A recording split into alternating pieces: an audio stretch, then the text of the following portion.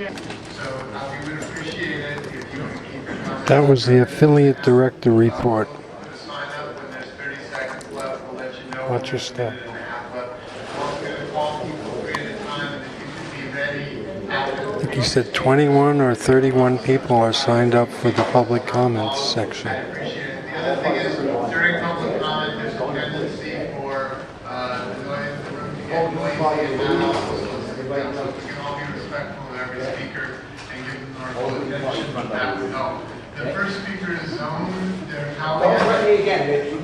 I am correct in that, Stefan Neustacker and William Tierbach, and I apologize for butchering the pronunciation of anybody's names. Those are the first three people. And Deb here is going to keep time, and she'll let you know at 30. And with 30 seconds remaining in the time. How much time do they have? 3 minutes? I would like to ask, I heard you saying 30 seconds. What? I heard you saying 30 seconds. 30 seconds? My God. organizations, so many of them are right here in New York. WBAI has not reached its fundraising goals in 2 years, so the money that's spent on renting this room, should maybe help them. Also, I want to talk about the left out people. The left out people who constantly call to be on the radio because they don't know the right person, they don't have the connection. Pacifica board should really review and see what's happening, because we're going to lose this. We're going to be fighting amongst ourselves, and we're going to lose it. Lastly, or next to last, is there's a reference to WBAI losing a major funding source without naming names. That major funding source was very divisive. He badmouthed the station both on and off, and it was blood money. He was taking WBAI blood for a relatively small amount of money. And lastly, on this matter of money or spending, why do we have security guards here? I know that WBAI can be rambunctious, but we do not have any of ourselves in meetings. And certainly, since we got rid of the thugs and the coup, we trust the board more. So why are we paying for security? We trust the board now. Oh. Hi, Nick. Good evening, my name is William Hairbank, and I'm a long-time listener member. And I recently started volunteering last year, and now I've attended some meetings, committees, and then recently this year at the LSP at WBAI. And I'd just like to thank you all for giving me some hope as a living example of good, or how meetings could be run. When I go to the meetings at LSP this year of WBAI, there's a group that's in the minority that's against the program director. They delay, they stall, they disrupt. Nothing gets done at WBAI, LSP meetings because of these people. Oh, come on. I hope something could happen a little bit better. Thank you. Boo! If somebody wants to raise their voice, it's all right.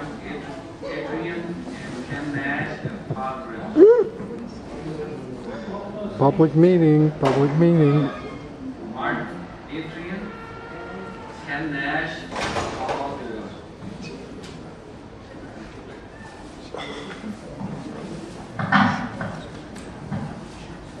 I'm half deaf and the sound system is lousy. Anyway, an observation before I start. I see civility, cooperation. I hear wonderful positive things about what programming can be and what have you. We don't have this at WBAI's, the local station boards.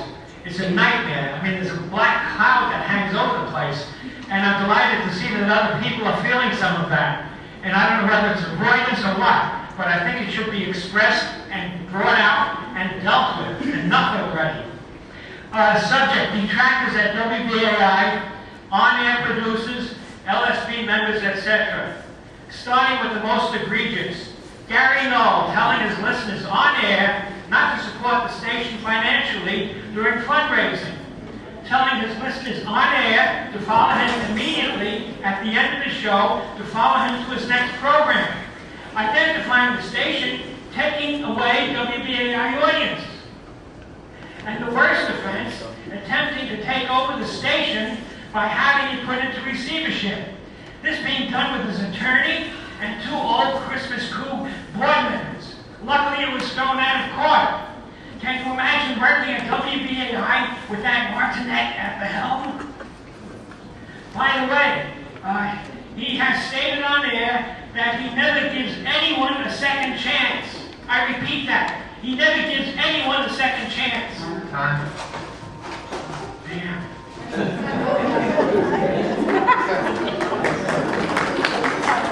Boo! Thank you so much for respecting the time, sir. Hi, my name is Ken Nash. I'm a shop steward with the Unpaid Staff Organizing Committee at WBAI. And I co-produce a show called Building Bridges. You're going to be a landlord for WBAI. Last November, the Pacifica National Board passed a resolution calling for management to create an unpaid staff list for LSP election purposes with the participation of unpaid staff unions or organization, but giving management the sole right to check its accuracy. At the January USOC meeting, we passed a resolution urging the PNB to change this resolution so that any conflict and authentication of the list would be arbitrated by a third party picked by both union and management, not unilaterally by management. There would be an arbitration system also to resolve differences, which would extend to stations with no unions exist. We're particularly concerned about this PNB resolution because it seeks to create a situation where the unpaid staff do the work of creating a list of union members, and management has the power to authenticate this list. The definition of unpaid staff is a jointly agreed upon clause in a collective bargaining agreement, and not something whose definition management can implement unilaterally. We're also very concerned about a proposal for the PNB Programming Committee's proposed national programming policy covering sale and syndication of Pacifica programming. We don't have time to talk about this now. It will be discussed at the next board meeting. And I hope you take real thought about this because it's very important and possibly legal. Thank you very much. Thank you. All the readings of Chris Merrill. Oh.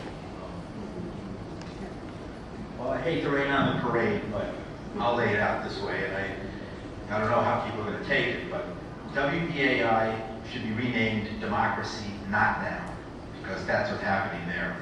WBAI has failed financially, it's failed in governance, it's failed its union, and USOC is not a union, it does not even represent unpaid staff. It's failed its mission, it has declining membership, increased infighting, reduced only by the layoffs because there's nobody left to fight anymore. The IG, the interim general manager, is trying, but can do little more than damage control. Is WBAI a Pacifica station, or is it a lone wolf, a law unto itself that just decides what it wants to do anytime it feels like? The problem. The PNB here does little to understand the problems in New York City and adapts and accepts simplistic explanations from the JUC. Entrenched programmers who hog airtime at WBAI and support certain managers in blocking any real community input. Some programmers have been there for years and have hours and hours of programs, and their entire lives represent supporting the program director and making sure that nobody ever challenges that time, and these programs do nothing to add to the mission. Wasting the time of the PNB. The elections have been questionable.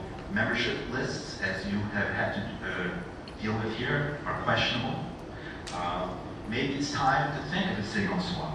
There's new licenses coming up. Maybe you should give the JUC their own radio station. They can operate out of a church basement in Brooklyn, and we can think about getting a real station in New Orleans.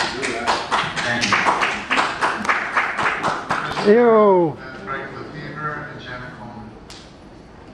My name is Chris Farrell. I'd like to say something about the switch at WBAI to what the program director, I believe, calls a premium-driven model of fundraising. It seems to me that's a fundamental shift from Pacifica's vision of producing programming that was so good that even if though people could get it for free, they would be willing to pay to support it, to one that is predicated on selling books, DVDs, CDs at highly inflated rates and using WBAI Pacifica as a brand name to leverage people to get them to pay for that. A shift, as you would say, from information to infomercial. It has several disturbing effects, and one of which is that it's not particularly successful. it's painful to watch the station go broke by selling out.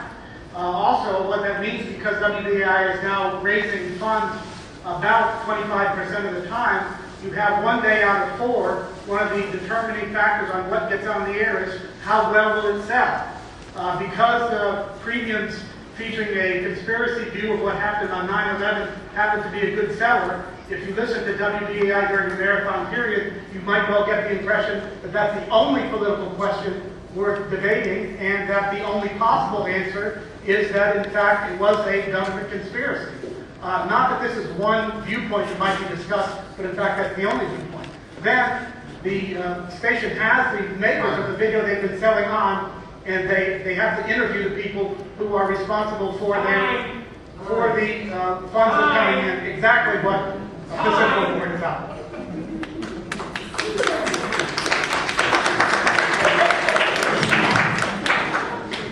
My name is Frank Weaver. I'm retired from a position as a researcher and clinician at Hill Bates Hospital 3 years ago. Since then, I've spent entirely too much time in LSP committee meetings. I understand you folks have an important issue to vote on tomorrow. One of the important things about our voting system here is that it's not winner takes all, but we have a provision to preserve minority voices in our government's bodies. However, the gang that's controlling things, the LSB and WBAI, has found a way around that. They have managed to rob one constituency of its representation for over a year by misusing the Robert's Rules of Order provision aimed at preserving decorum at one meeting. And their continuing excuse is, I don't believe that the culprit's excuse is sincere enough. What the hell is it? The Spanish Inquisition? Is it Mao Cultural Revolution? The judge, the prosecutor, the judge, and the jury decide whether or not somebody's apology is sincere. Come on now. They are going to remove people, dissident voices, one by one. First at BAI, and then elsewhere when they see what a good recipe that is. If you folks will do something about it tomorrow. They have their eyes on others. They have their eye on Patty Heffley. They've already initiated an attack against her, a big bullshit attack. Okay, fine. They have their eyes on 2 more members of the LSP. Janet Coleman, Sean Ew. Because of the shortness of time and long list of people, I am going to save some critical commentary for later sessions. Right now, I want to bring tidings from our great radio mentor and the inventor of freeform radio, Bob Fass, who is in Staten Island Hospital now after a serious bout with pericarditis, several conditions resulting from that, is the Saccharin in the heart. And I think if you are interested in your own institutional memory, and most progressive institutions are and respect their elders in a way that we do not, it might be really nice if you all email Bob Fass some what do you call it? It's not condolences, but get well soons, and I will forward them to him if you write me at jcoleman@wbai.org. Time, criticism to follow.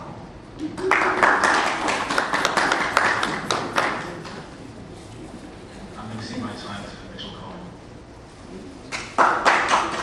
Ew. Thanks, Sean. Hi.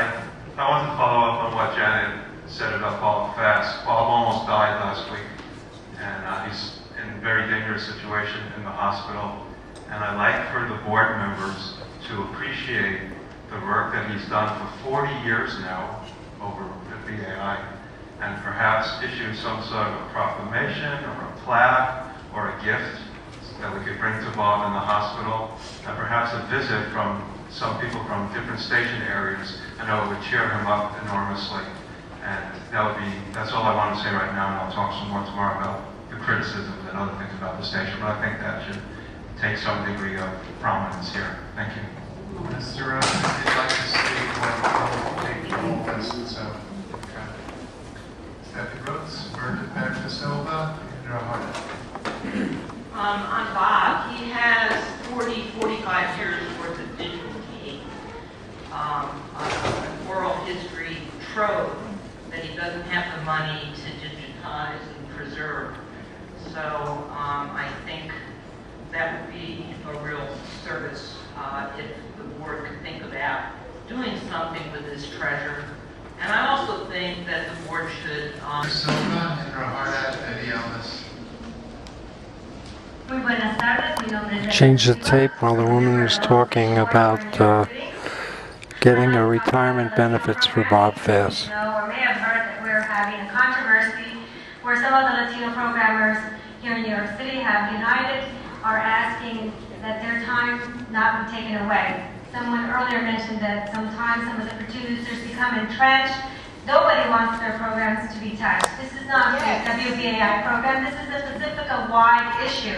And so therefore, what I'm saying today is that a lot of what is happening in our country with immigrant rights, with the growing Latino community in all of our major cities, and yes, the program director is attempting to address this issue, but not to the satisfaction of the Latino programmers. I'm asking that Latino programming be expanded in all of the affiliates, of course, in all of the cities where Pacifica is located, and that we start serving the Latino broader community, not just giving us a few, hours here, 20 minutes here. And I hope that we can address this in your future discussions with affiliates and ongoing policy on the program. Thank you.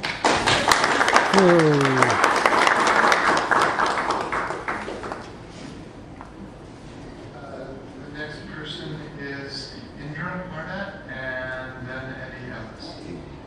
Hi, good evening everyone, and welcome to New York City. And my message is that I would like to invite all of you to come to the station for a visit.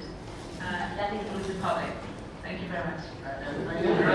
Tonight just after the session. Thank you. Thank you very much. And that's all you have to say?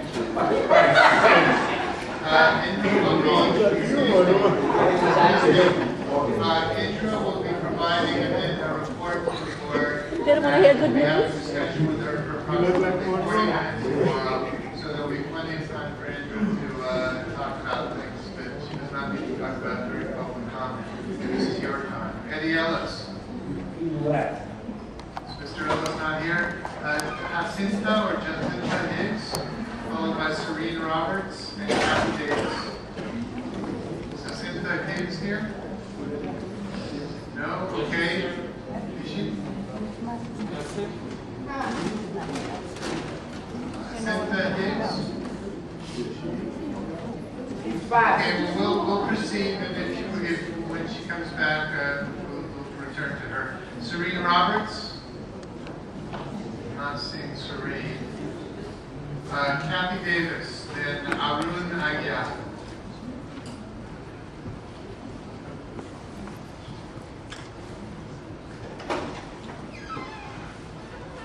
Hello, I'm Kathy Davis, the Public Affairs Director for WBAI Radio. And we have just finished one more very arduous fundraising campaign on the air, and unfortunately we did not meet our goals. This is not exactly what I wanted to talk about, but what I wanted to talk about is the erosion of the ability of the radio station to function and the staff to function because of the internalized politics that are manifesting on the local, our local station board. And I feel that there needs to be some a willingness for people to step back and not be so intent on winning and not be so intent on destroying the person on the opposite side, and allow the staff to address the issues of running the radio station without fearing that they're going to be aggressively dealt with by members of the board depending on the factions. So I just think there needs to be a step back and a looking and a communication between the LSB and the staff at the radio station.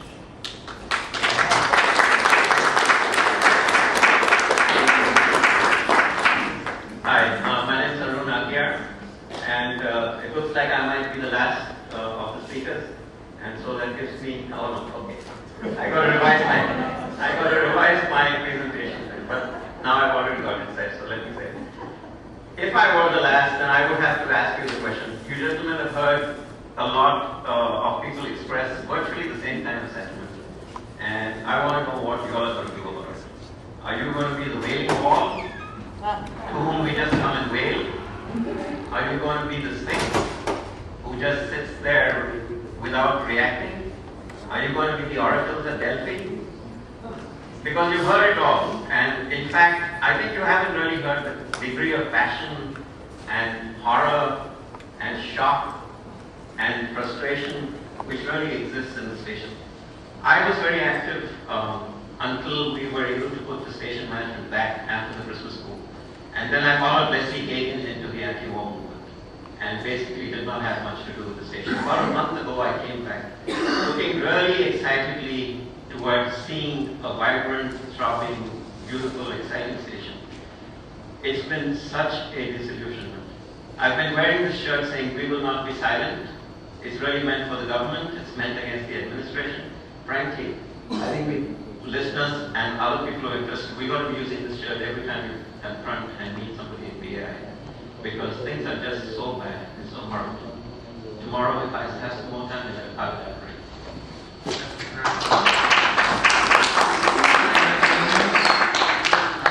Eric Williams, followed by Roger Manning, Gene Jackson, and Carolyn Burton as the last speaker.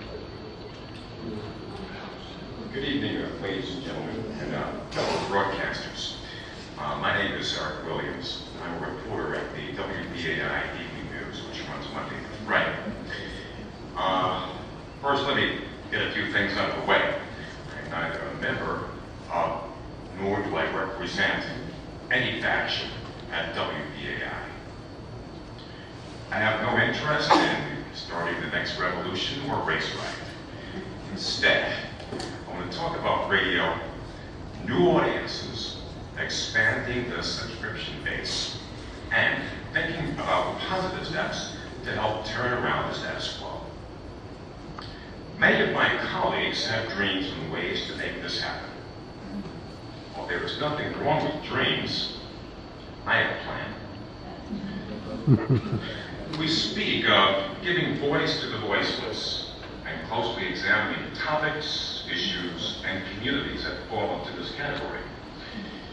One such community is the Brazilians. They are the fastest growing immigrant group of Latin Americans living among us. On March 20th, I produced and took part in a pilot program featuring Brazilian music. The response to this bilingual program was overwhelmingly positive, yet the Brazilian community in New York and nationally is ignored and unrepresented by the mainstream media. At the same time, their numbers are formidable, unofficially 2 million. Here in the New York metropolitan area, about 500,000. I should know. I've done the research. I've documented, number crunched, and presented a detailed 26-page proposal addressing this community. I'm sorry. Some time so we could hear this presentation. It's just about a few lines. Thank you very much. It's shorter than the Gettysburg Address, I assure you.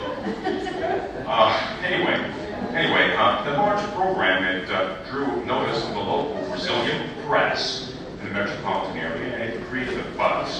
And I should add, we added 5 new subscribers to WBAI. Yes, indeed, they signed on. They signed on, in spite of the fact that this was a non-fund drive show. There is a need for such a program, and currently there are no radio outlets for this community. On September the 3rd of this year, 1.3 million people will attend the annual Brazilian Day Festival in Times Square. It's an audience we can have access to. Right now, this community is very excited about the prospect of having such a program on WBAI, and it would be a win-win for all, not only for those of us at WBAI, but for the entire network.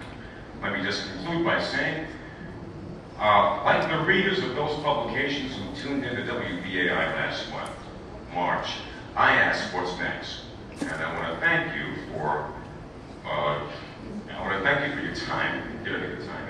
I want to ask the National Board to support this effort to reach this large and underrepresented community. You all have a good night.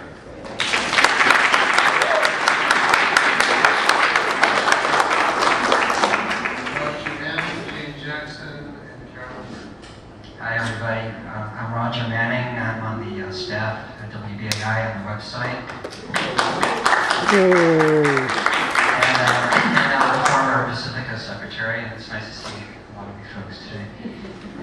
Certainly no one or several people are, to blame for the strike at WBAI board and station and so forth, but I'd like to focus on one person who I feel has contributed quite a bit, and that is Bob Lever.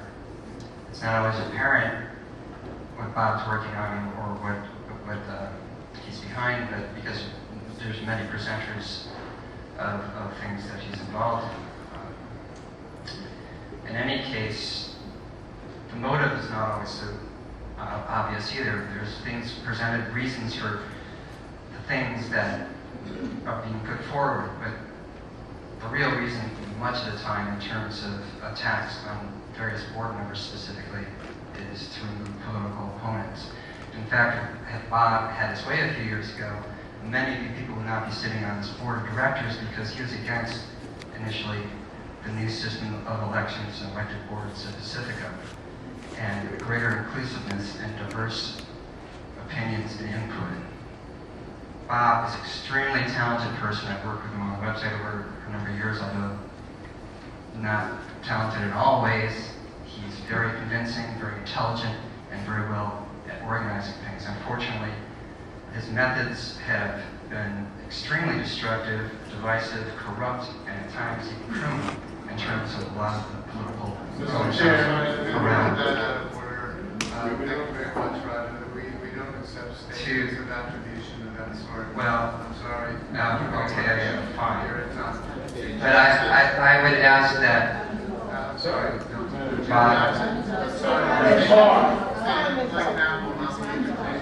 resign now. Thank you. Hey-oh! Hey-oh! Stab in the back. Good evening. I'm Jane Jackson. I'm back on the LSP from KPFA. And I'm concerned, I'm delighted about hearing about Fort Arthur, Texas. But I had to listen to my local radio and television station to hear about some of the activities of Malik Rahim in the 9th Ward of New Orleans. And I wonder if anybody is taking that issue seriously. I understand, I'm just back from Cuba, and I understand in my absence that one of our board members brought forth a resolution to try to assist their request for our assistance. And it seems to me we need to do something to do just exactly that. And I'm really very sad that the racism workshop was not open to LSB members, because after all, that's the route from which you come. And other than that, my question is about transportation to the station this evening. I was told that the system was accessible, but are we using public money for an inaccessible transit system? It only takes some of us. Rudy, please. Carolyn Bird, thank you, Jane. No.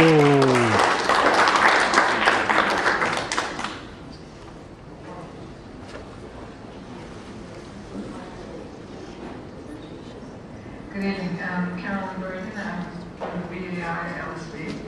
And I do want to remind the board that we seem to have different interpretations of the rules. The WBI LSB chair has allowed unfettered vilification and attacks, verbal and almost physical, on members of the board, by members and by supporters of the majority faction on the board. It has been obscene and vicious and frightening. The argument has always been that listener comment is not censored, and yet you have just made a rule which, if in fact is correct, should apply to the local committee, since we are creatures of the parent board. LSBs are creatures of the parent board, so I'd like you to decide whether or not this sort of vilification at the WBI LSB can be allowed to continue. It is horrendous, I kid you not, and we will certainly be glad to send you videos and audios if you like. I didn't start out to say that. What I started out to say was to ask you to please tomorrow, one of the election committee motions that you're being asked to consider has to do with the clarification of rules regarding essentially member representation. As you know, one of our members has been kept off the board by what we think are illegal rules, application of the rules, manipulation of the rules by certain people who are determined to silence critics. I'm not saying that this member didn't deserve to be suspended for a meeting or whatever the rules allow, but in fact this has been a de facto permanent suspension under the guise of a temporary suspension. And I've asked you to look at that and make sure that your rules are being applied clearly and even-handedly all around the station. Thank you. That's closing time for this evening. Before it was asked that I read briefly what our agenda is for the rest of the weekend so people know. Before I do that, I just want to say that in the 2.5 years I've been on this board, and the 2 years I was on the board, coming to IPA meetings, and the several years before that at previous PND meetings, I've never seen the listeners so willing to respect the time that we ask them to hold themselves to, despite the fact